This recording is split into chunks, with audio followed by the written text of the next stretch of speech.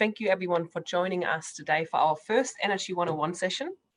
So the idea of Energy 101 is really to provide you with an opportunity to break through some of the complexities in the energy sector and learn the basic of how the energy system works. For the first episode, we've partnered with our Young Energy Professional Network to reach out to all of you and Whiteboard Energy to give you a better understanding of how the electricity market works. But we won't stop with electricity. In other episodes, we will also explore, for example, how does the emission trading scheme really work, or what contributes to the fuel price. Our Energy 101 seminar is purposely brief designed, so there won't be a dedicated Q&A part today, but instead there will be the next basically 60 minutes. We will explore your most burning questions, so thank you for reaching out to us. Some of the questions will include how and why we ended up with the electricity market, what was the world like before, and what are some of the biggest changes since the market was set up, and most importantly, what could the future hold for the market? So it's now my great pleasure to introduce you to Stephen Bedstone, who has worked in the energy industry long enough to steer our first episode today. A big part of his career is advising companies, government, regulator on aspects like technology, strategy, trading, renewables, and market design, as well as investment. More recently, he was the infrastructure strategy and asset planning manager at the Queenstown Lake District Council, and in 2020 was the district COVID recovery manager. But we forgive him, as he has now returned to the energy industry to support a range of local and national projects. Stephen is also the founding director of Whiteboard Energy and the director and producer of the Powering New Zealand documentary, which you will hear more about today. But most importantly, Stephen is not just well preserved, he's also one of the greatest unicorns in the energy sector, breaking down complex issues into simple English. So no doubt you will be in good hands today. Have fun. Thank you, Tina, for that very kind introduction. And may I just also thank Business New Zealand Energy Council and the Young Energy Professionals Network for giving us this opportunity to talk about the documentary and talk about the beginnings of the market. This is a really cool opportunity for us to launch episode 4, which I'll talk about in a second.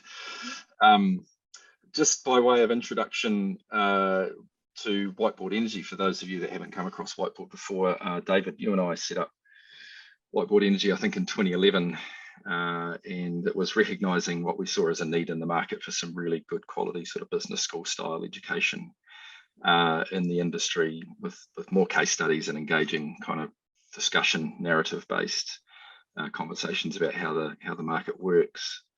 And so that's been running successfully for sort of 10 years now, but somewhere along that journey we ended up producing a documentary. Do you want to tell us how that happened, David? Yes, well, it was quite interesting. We, as you stated, we were very interested in using case studies to support some of our education material because they were real-world examples and told real stories and illustrated real problems. And the other thing, of course, is they gave context about the industry, where it comes from. And we've always been strong believers that context really helps people understand where we are now and where we're going.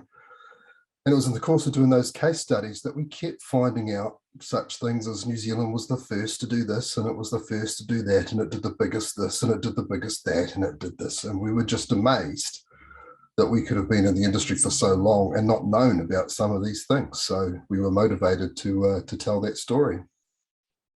Yeah, we were very, very fortunate to pull together a cracking team of film experts and editors and that kind of thing, and produced 4 episodes, all of which today, as of today, we will have up on our whiteboardenergy.co.nz website. I've just seen a comment there, Tina, that somebody's just seeing a black screen, but you guys are seeing me okay. Yeah, take it. Okay, I'll carry on.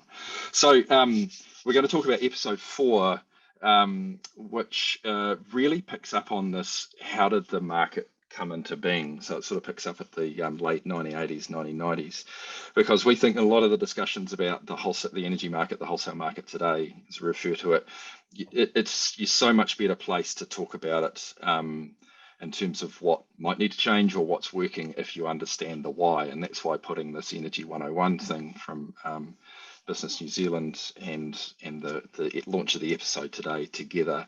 So as of about an hour ago, you can go to www.whiteboardenergy.co.nz and not only see the great range of online and in-person training products that we have, but also see the first 3 episodes if you haven't watched them already, and episode 4, which has dropped today. So head along there.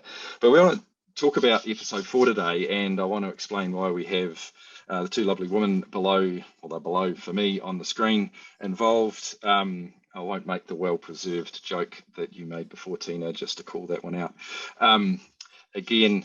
And I just want to tell you why we got Christine and Gillian involved, but firstly who they are. Christine Southey is a deeply experienced lawyer with a lot of experience in the energy sector. She owns her own law firm, Law Plus Policy, and is in between other things at the moment. Christine, I think, is the best way to characterise it.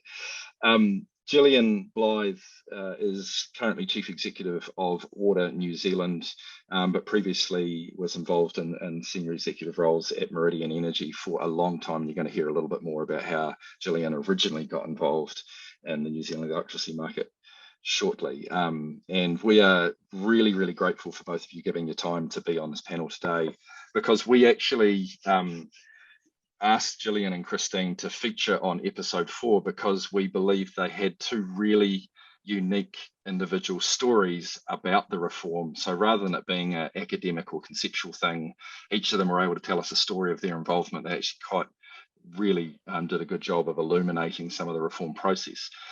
As I'm sure both Gillian and Christine would be quick to say, there were a vast number of people involved in the effort of the design of the market back in the 90s. It was a process, and we'll talk about it quickly in a second. It was a process that took a number of years, numerous working groups, a huge amount of effort by a wide range of people. And it was Gillian and Christine's stories that grabbed us initially, and we put those in film. So we thought it was great to get them back on the panel today as we launch the video and get them talking about those stories in more detail. And sort of almost by default, I introduced David before, but David Reeve is a co-founder and co-director of Whiteboard Energy with me, but also is a very, very experienced practitioner, currently a consulting director at Sapere Research Group as well. So thank you to all 3 of you for giving up your time this afternoon. I'm just going to facilitate it, and you guys are going to answer all the tough questions. Before we kick into the first question that I'm going to ask you all, I am going to play a clip from the video. So let me just do that now. And I believe I just need to share the computer sound that's on. Okay. So hopefully everyone can hear this, but here's just the opening scene from episode 4. That's very loud. So these previous episodes have told some amazing stories of our great power heroes from the past. But Kiwis seem pretty innovative by nature, so surely the stories don't stop there. No way. No, we continue to be world leaders in the energy sector right up to today. But the path to today hasn't always been smooth. By the 1980s, the energy sector was in a sorry state. So why was that? Politics. Remember Muldoon's Think Big? That had a lot to do with it, but there were some other factors as well. After the energy scares of the 70s, Muldoon's government had sunk huge amounts of money into projects that weren't viable. Power stations built that weren't needed, an oil-fired power station which never ran, and new hydro schemes which blew the government's budget. In fact, in 1983, a Treasury report revealed that $3 billion in 1983 dollars had been wasted in recent electrical investment. But over the previous 30 years, government spending on electricity made up 30 to 45% of the budget. It was unsustainable. It was unsustainable, apparently. So we're going to kick off with a question. I'm going to throw this one at you, Gillian. As explained in the video, you kind of parachuted into New Zealand in the early 90s and during this reform process and before the wholesale market commenced operation in 1996. So what did you observe coming from UK into New Zealand as you looked around to the way the market operated here, or what pre-market, how the industry operated? What did you see? So when I arrived in 1994, I'd left the UK with a competitive wholesale market, and you arrive in New Zealand and there is ECNZ, so Electricorp, or the Electricity Corporation of New Zealand, is the dominant, 95% owner of generation assets in the country. And as you've seen, or you've heard, that there is a need to increase generation, and the government didn't want to have it on its balance sheet. They couldn't afford it. So there was a desire post 1992, when there'd been, significant, very low hydro flows, where there'd been shortages, that there was a need to change the model. And so there was a conversation that needed to happen about making sure that you were sending a dynamically efficient signals for investment, that you were sending good allocative efficiency signals to users in terms of what they were going to use at any point in time, and that the system was being dispatched on a productively efficient fashion. Christine, given what Gillian's just described, what were your reflections? If you transport yourself 30 years back in time, what were you looking around and seeing as the world pre-market? How would you characterise that? I think there was a very heavy involvement in the state in quite a lot of industries, and there was conversations going on about whether the state needed to be involved in those industries. We're talking ports, rail, airport, those kinds of things. And the question, I guess, was, as Gillian said, what are we going to use the Crown's balance sheet for? And are there things that are, say, core that you really do need the state to provide, and some other things that perhaps we could try and restructure and reform to attract investment capital? And all around the world, the conversation was looking at some of the utilities. Now, being New Zealand, we grabbed this idea and jumped in. We did it to lots of industries all at the same time. And some of the things that we needed, we did last. So we did the rule book last, and sort of the corporatization and that journey first.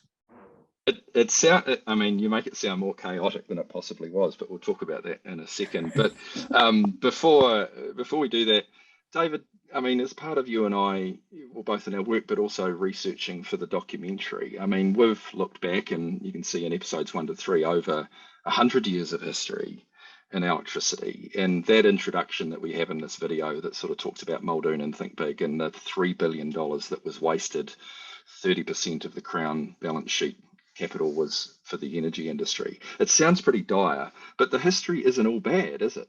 Under government control, it's not all a bad story. No, and I think there's a strong argument that at the very start of the electricity industry, when building any of it is very risky, and you'd have a big customer base, it's hard to imagine that it couldn't have been underpinned by the state at that time. And remember, it was a very different world. We didn't have international commerce so much. We didn't have international exchange. We did rely very much on ourselves. So, and there was some very, very excellent work done. I mean, a lot of those world-leading projects that we identified in the documentary occurred under state ownership and state control. But I think things change, and one of the things that changed is it got much more difficult to build new power stations, and it got very expensive, and we needed to be smarter with the capital. Yeah, and so the sort of the 70s and 80s saw that looming problem emerge in terms of expenditure and what was going on, and pricing. And we're going to talk about pricing because it was a key point. I mean, Gillian used the terms allocatively, dynamically, productively efficient, which are good economics jargon. So just say, let's get the price right. And Gillian, I think it was fair to say that there was a significant focus on use the economics jingo, the dynamic efficiency end of things, because these were huge amounts of money that were being spent on power stations, or needed to be spent, and getting that bit right at the right time was a critical part of the reform motivation. Yeah. It absolutely was. And I mean, in the early days, there was a ECNZ provided a tranche of gas and some land, which enabled ultimately the Taranaki combined cycle plant to be built by a competitor, you know, and that was because they wanted, you know, that they believed in the need to create a competitive wholesale market and have some other parties playing and making that investment decision.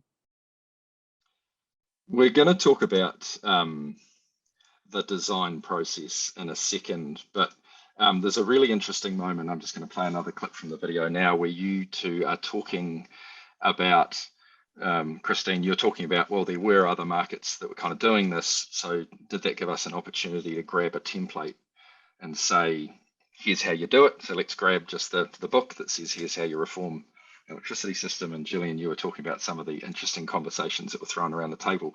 But it is an interesting question because there were other countries that were on this journey and they had a very similar backdrop to New Zealand. Large state-owned generators, costs had got out of control, questionable decisions being made all at the cost of the taxpayer, and that led to a similar motivation. So I'm just going to play this next clip where I think I posed to you the question as to whether we could learn from that.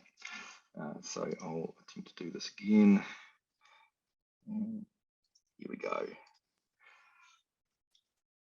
All right, I've seen the note about turning up the volume. I will turn up the volume on this one. My apologies for that. Period after the company was first formed. Christine, you mentioned that other countries were liberalising around the world.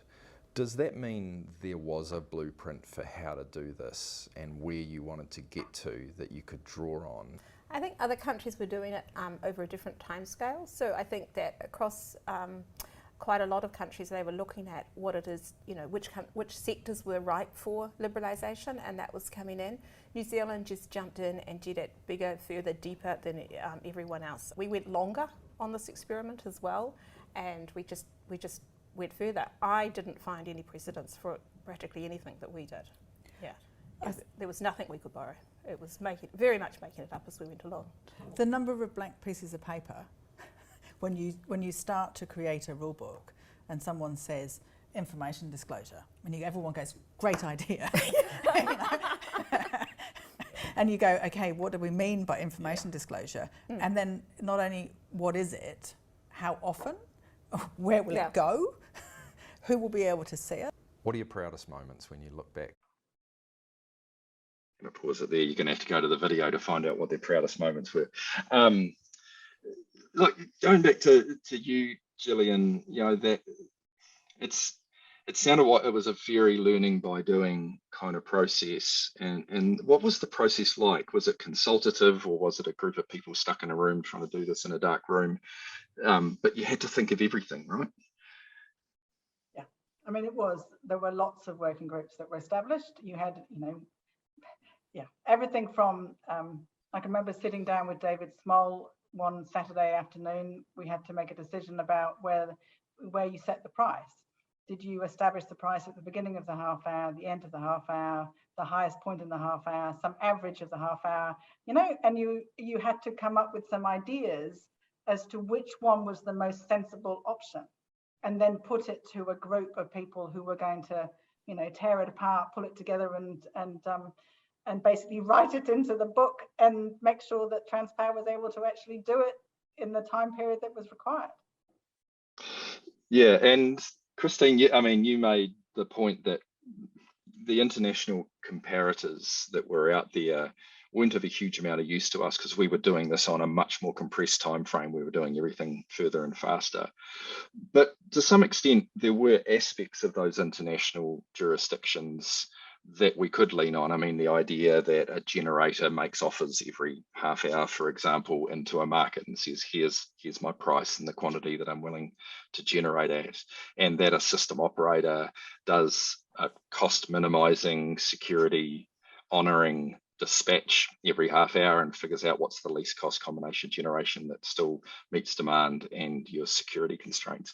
But there were some things where New Zealand did lead the world at the time, and I think Max, and we're not referring to Minister Max Bradford, but another type of Max is one of the things that was particularly innovative. Yeah. Gosh, Stephen, I thought you were going to ask me to explain security constrained dispatch then, and I was having a heart attack. Look, I think the real innovation of the 90s in the area that I, love being involved with was something that comes out of what Gillian was saying, which was we did this without regulation, formal statutory regulation. These arrangements, the first version of the New Zealand electricity market rules and the multilateral agreement on common quality standards, or MACS, they were all multilateral contracts. They were industry agreements. Because they were industry agreements, a whole lot of people, and Gillian and I, just two of a vast number of people, would get together and have these conversations and nut out what it was.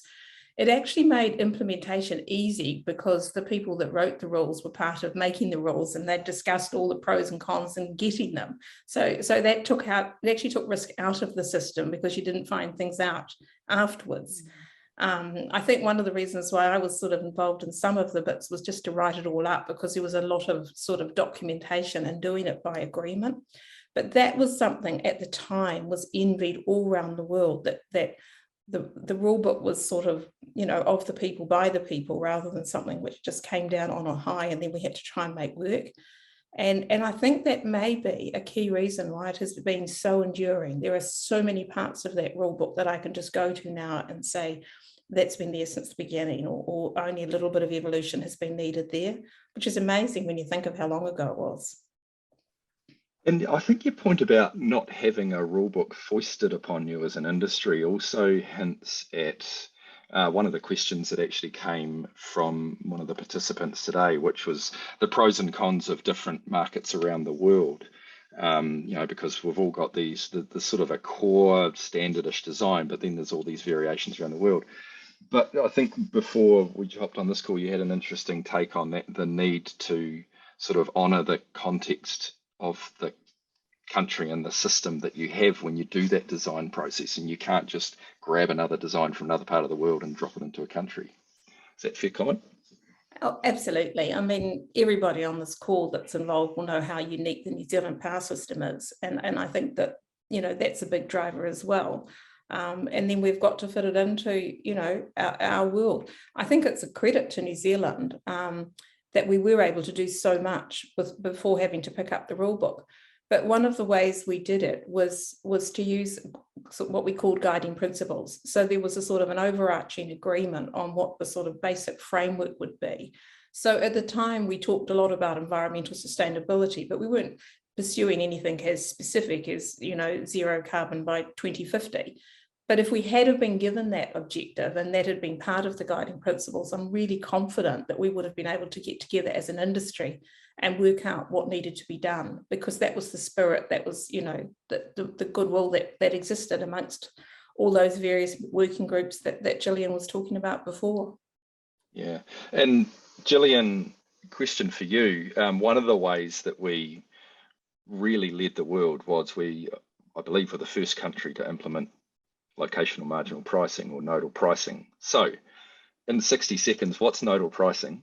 And secondly, what was it like before? What did it replace that was happening before? Because I think that really paints the picture of why it was so powerful as an innovation in the way we did market design.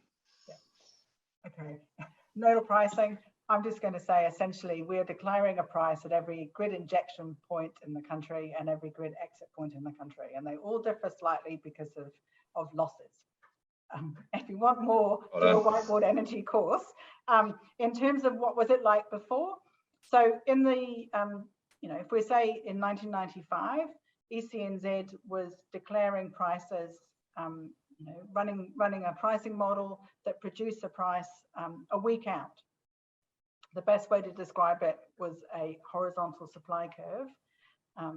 They were making their best guess about what the demand would be, and what power stations would be required to generate across a week, which means they got it wrong, because by definition you're not going to be that good, and so basically if there was a power station had fallen off, or if the demand was different, it was just that was the price. If they declared it as 4.5, it was 4.5. And so, but going from that period into, before we got to the 1st of October 1996, there was a need to sort of stagger it. And so there was a period when we went to an upward sloping supply curve. I think it was a day ahead rather than a week out, because we wanted to be able to get market participants both on the generation side and the retail side to be able to get their heads around the fact that prices were going to change. In terms of nodal pricing, do you want me to talk about what, why we've got as many as we do? You can if you want. We're well north of 250 now, aren't we? Yeah. I mean, I think in practice, because it was an industry, it was industry self-regulation, we were sitting down having a conversation. The idea that we were going to be able to decide what were appropriate zones, what should we use? The regional council boundaries, the local council boundaries, Transpower's planning boundaries, any one of those, or the North Island or the South Island. It wasn't as though we had the states like you've got in Australia where they could just simply say that's the answer. And so it was, in my mind, has always been a case of you weren't going to be able to deal with the fact that someone was going to win or someone was going to lose. And so the answer is it's all of those grid injection points and all of those grid exit points. Because to decide on winners and losers, you would need to have had somebody with some authority to put in place that definition. And the government wasn't doing it.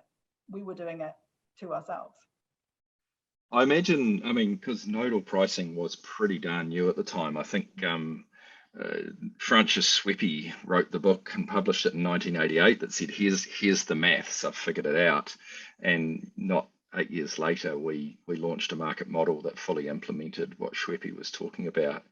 Do you think that you almost have to put something that's that new and that innovative in from day one? Because when you look at Australia, for example, they've still got zonal pricing. You look at other countries around the world, there are some nodal pricing ones, but not many have gone, we'll start off zonal and go to nodal. Is there a fear that it's too complex? Is it that would restrict that move? I think you end up with a winners and losers problem, and you'll have lobbying left, right, and centre, depending on which side of the fence you're on. And I think that goes to it at its heart. It's really hard to change it because someone will have made,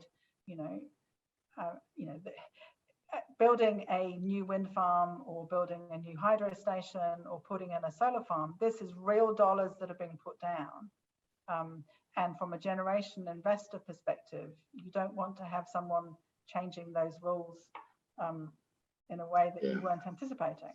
And just the same side in terms of being a user or a retailer. Again, it's about managing those investment signals.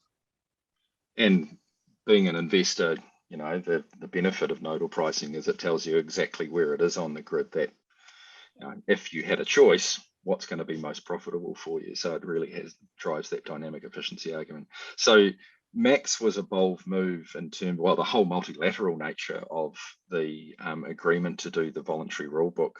That was a bold move. Nodal pricing was a bold move. David, there was one other thing around the way that the market dispatch engine worked with co-optimization of reserve and energy. So now Gillian did a brilliant job of doing nodal pricing in about 15 seconds. Reserve co-optimization to you, because that was a world first as well, wasn't it?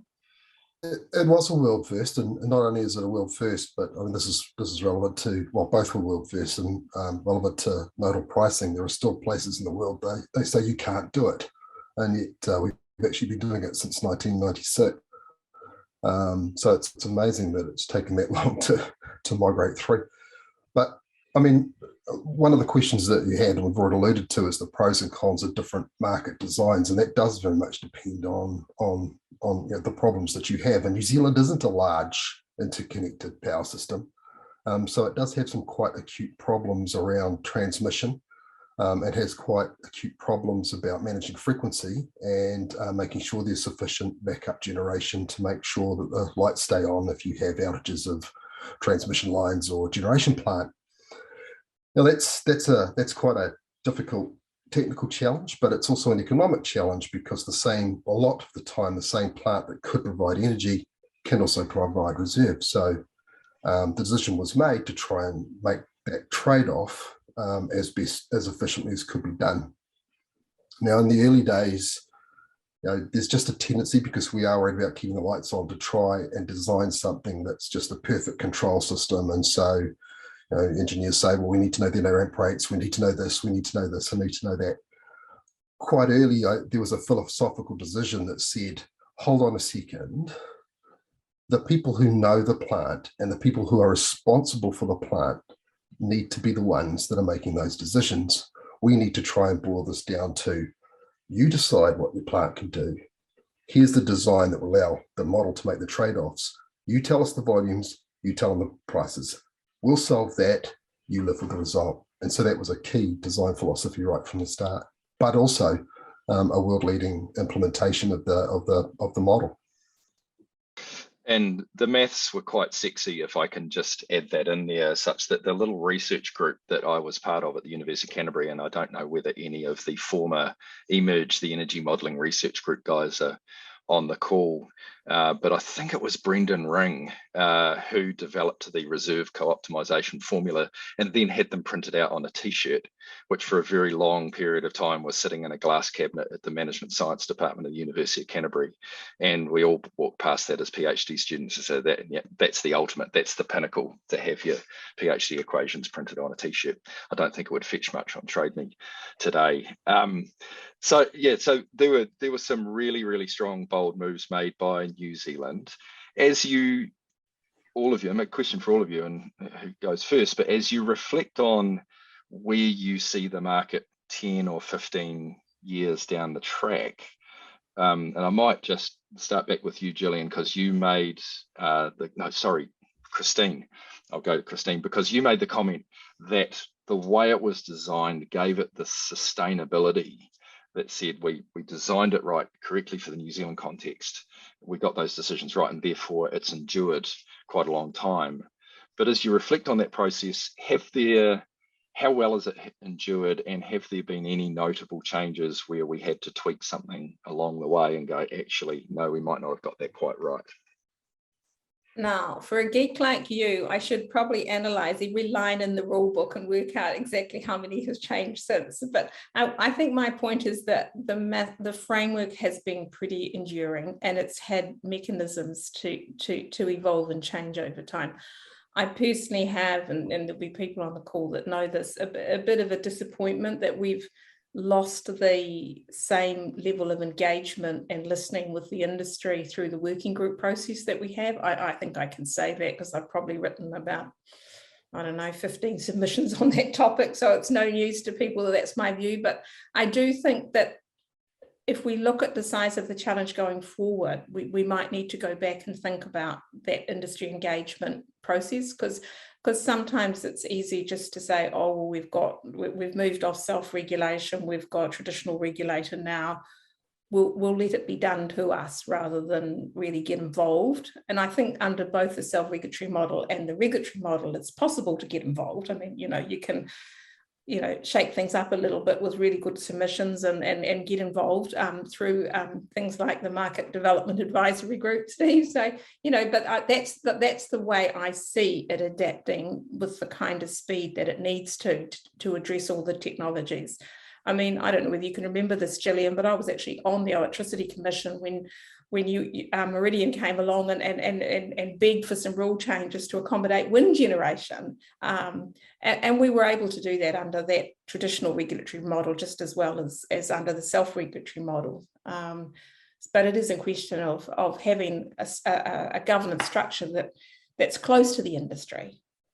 I was totally, Christine, thinking about that letter requesting basically, if we don't get some new rules that will allow wind farms that are grid connected to participate, the regulator is going to look embarrassed because this power station is going to be connected in X months' time, and we'll look daft because we'll have built it and we can't use it. And so absolutely being able to come together and say, right, we need to be able to do something. And I assume that in terms of what we've been doing recently, I've been outside of the sector for a couple of years, in terms of batteries, when we're going to have grid scale solar, there are likely to be things that we'll need to be thinking about that, weren't in the rule book 5 years ago. David, there have been some things tweaked along the way, and it's not so much about necessarily the central design of the spot market.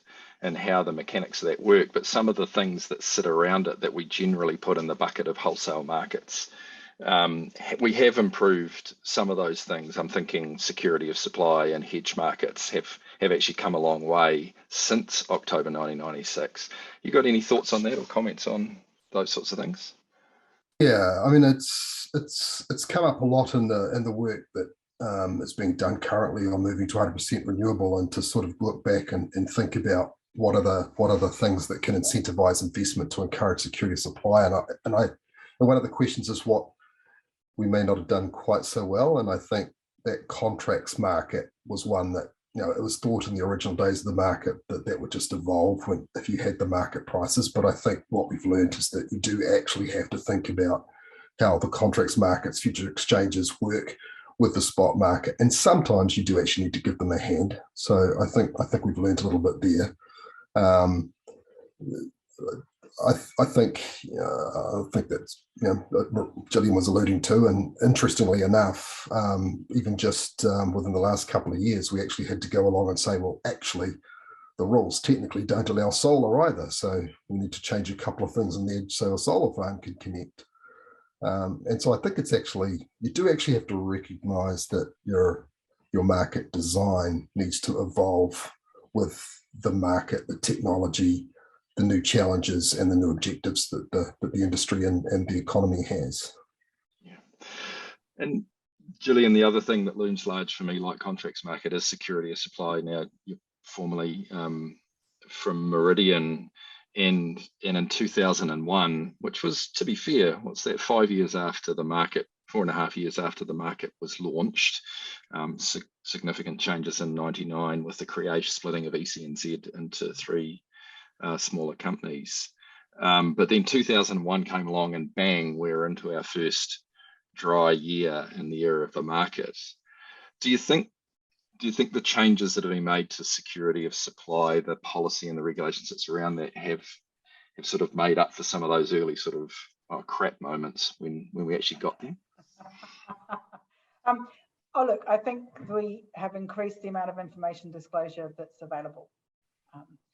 If you want to know what a lake level is, you can see it.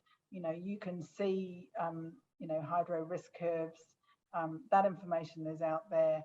I think I used to joke in terms of, from Meridian's perspective, that from an information disclosure basis, there wasn't much the market didn't have. And I think certainly if you look at with the larger players all being listed, you've got an extra layer of transparency, simply because you've got the investment community who are monitoring all the time. I think one of the things that has, if you go back even further, 1992, one of the issues was that it was just ECNZ that was looking at how much water was in the lakes. Now we've got multiple parties.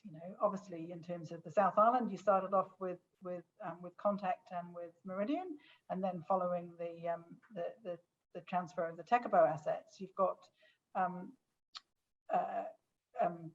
Genesis. You've got Genesis, and then you've got Trustpower, and there are other smaller players, and so you've got lots of people that are looking at what is likely to happen, and I think that's an important part of it. And I certainly think the hedge market has been a vital change in enabling people to purchase, either to buy or to sell contracts for smaller slices. Has been critical to security supply. Yeah, and it sort of echoes, I think, Grant Reed, adjunct Professor Grant Reed, who's been a core part of this design process and advice over the years, once described the New Zealand power system as sort of living in concert with Mother Nature, because we have, sort of 80%, or probably slightly less if you remove geothermal, but 80% of our system is fundamentally driven by the weather, which is a pretty big chunk of your power system have throwing around. And it's quite remarkable that after 25 odd years, the market's survived some pretty extreme weather conditions.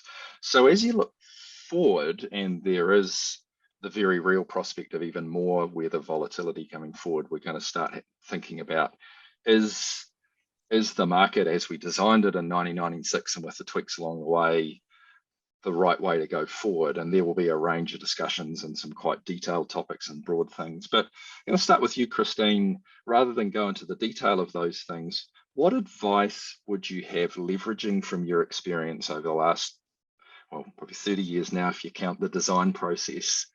What would you say to people who are diving into any number of different things, saying, do we need to change this or not? Well, I would, first of all, I don't think we've got any evidence yet that it's failing. So that's, as a lawyer, I kind of start with that.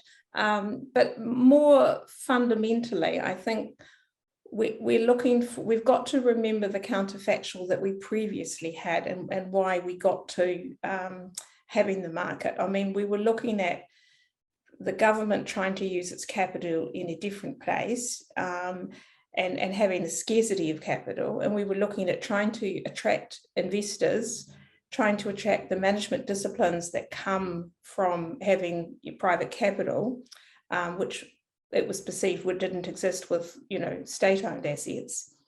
And for those investors to come in, they needed to have some confidence about the return on that investment.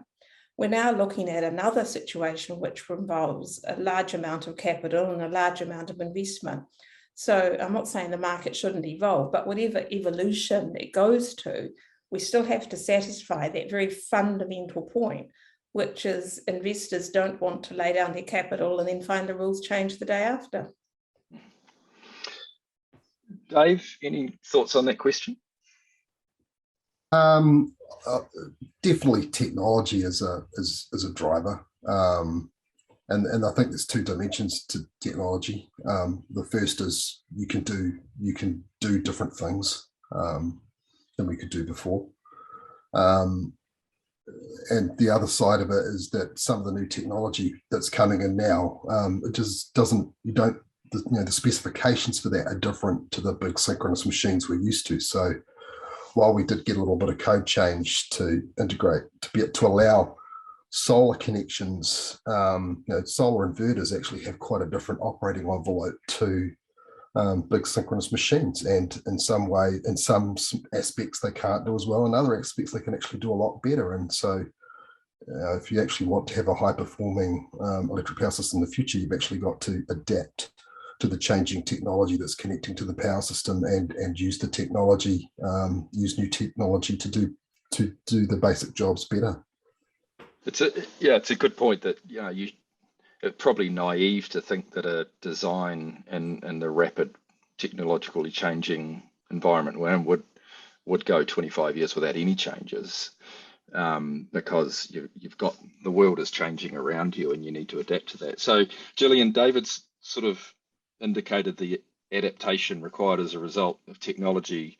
Gillian said, be very careful you don't tip over the investment. $40 billion worth of investment, I think the Climate Change Commission said, is required to get us to Paris type targets over the next 20 or so years. So be very careful you don't muck that one up. You got anything you wanted to add into that advice that you would give to people contemplating change? I think one of the pieces that I heard Alison Andrews mention on Monday, I was at the Looking Ahead symposium, which had the Infrastructure Commission release their infrastructure strategy. And she commented that in an ordinary year, and if you say, let's say 5 years ago, how many queries did Transpower receive for grid connection? Probably about 5. How many did they get last year? Just looking at my notes, I think she said they got 63 queries in 2021. So we are at the beginning of May, and they've had over 100 this year, which is huge. And I think there's a couple of pieces that I would say from that. To me, that says you've got investors that are thinking that they want to lay down some serious dollars to invest in generation in New Zealand. That ought to give us, we might all have views about whether some parts of the market could be improved, but that is saying that people are prepared to put their money where their mouth is. I think the other bit I would also say is that You know, if we're going to have to build the equivalent of a Clyde Dam every year between now and 2050, which I think is the dollar, the sort of the megawatt equivalent of your $40 billion, we're going to have some degree of stability, because otherwise we will scare things off. And we, you know, New Zealand is looking to the electricity sector for decarbonisation. So that we kind of started this story with an investment story, which was too much of the government's balance sheet and $3 billion worth of wasted money. And you've kind of brought it nicely full circle to say the scale of the challenge in front of us is so significant to decarbonise not just the electricity sector, but the energy sector as well, that we have to get that investment piece right. Now, there's a spin on that, which is what an exciting time to be part of this industry, noting that you might not be now, Gillian. So I'm in an exciting sector too. Yeah, you are an exciting sector. So this isn't an attempt to lure you back to the power sector, but maybe starting with you, given you had the last word there, if you were to give one piece of advice to a young person early in their career today on this call about should they stay in power, what should they do? Is this an exciting place to be? What would you tell them? Look, you've got to get involved. I mean, I think back to, and I think you hear me in the film. I can't remember whether it was in or not, but you know, I was asked if I would come back and spend a year in New Zealand working on the rules. You know, and I remember saying to myself, I didn't want to get to 60 and be in the UK and think maybe I should have gone to New Zealand. You know, to me, it's about putting up your hand. I mean, Tina's come from Germany. This is, you know, sometimes you need to put up your hand and say, I want something. And so whether that's about going overseas or being involved in development of the market or development of some aspect of what's happening, put your hand up, you know. You need to be seen by your organization that you're working for as someone who is interested and wants to get involved. And similarly, you know, make sure you're attending these types of webinars, these types of conversations and the networking events, because you never know who you're going to meet and you never know what you're going to learn. And certainly, I don't regret getting on a plane and making that decision to come here, because you know, the reform that I've had the opportunity to be involved in has been fantastic. That's really cool. Don't hesitate, folk. We've got 88 people on the line. Don't hesitate. Put your hand up. Brilliant. Well, 3 of them have put their hand up already with a question, so I'll come to that in a second. But Christine, same question. If you could even imagine me as a 25-year-old, apparently I'm perfectly preserved. But if you get, what advice would you give me if I was just starting my career today and I was thinking about whether I wanted to carry on in the energy sector? What would you tell me? Oh, look, I definitely think there's exciting times ahead, but I think one I'd add to what Gillian's saying is that you get in a lot of careers, you get really pigeonholed from what your base underlying sort of graduate degree was. But all of the things that we've been talking about in this call have been multidisciplinary. We've had, even amongst the panel, we've got very different academic backgrounds. And I think it's absolutely fantastic to work in that multidisciplinary environment, because no one discipline has got the answer. I mean, I am of the physics trumps law, trumps economics school of thought, but it doesn't matter, because Jill and I can argue about that over many wines. But it's great that we all get together from all our different backgrounds and chat about it. So go for the energy sector because of the multidisciplinary camaraderie that you'll have. I think it's a really important message, because you know there has been a risk historically that people say this is a sector for engineers, and actually when you look at the challenges that are in front of us today, it's not just about engineers. There's a whole spectrum of expertise we need to bring to bear on the next 20 or 30 years of that. But picking up on your diverse backgrounds, maybe David, I'll leave the last laugh with you, because you started crawling around under houses years ago, wiring them, not just for fun, as an electrician. That was sort of where you started, and today you've got this enormous breadth of experience right across the supply chain. So what would you say to the 25-year-old on the call? Yeah, I mean, I am basically just an electrician. That's true. Oh, it's just the same as I would just reiterate what Gillian and Christine have both said. I think the reason why I was able to get some opportunities, and it was, I mean, part of it was, you know, going through that reform process. There were a lot of opportunities, and we have had quite static periods in the industry. So maybe those opportunities haven't been there, but we're now looking at a really exciting time in the industry. So there are going to be a lot of opportunities. And I mean, a number of reports now are pointing out we are going to have quite a labour shortage. And I think one of the reasons, you know, and I did grab some opportunities. My problem was I never knew how to say no. So if people said, do you want to wire the control centre and work with the load control system? I always said yes. But I think the other reason is because I was always really interested in the other things, not just the electrical problems. And just to reinforce, I mean, the market is going through some issues now, and we need to recognise that, you know, we're a homogenous energy system. The gas market is extremely important to electricity. Electricity is extremely important to other industries. It's going to be more important coming up. Christine, I mean, she was actually in charge of the gas industry company. So the diverse background, the multidisciplinary aspect of it is going to become extraordinarily important when we've got new technology, and more of the network is going to be included. Distribution challenges are going to be enormous. Yeah.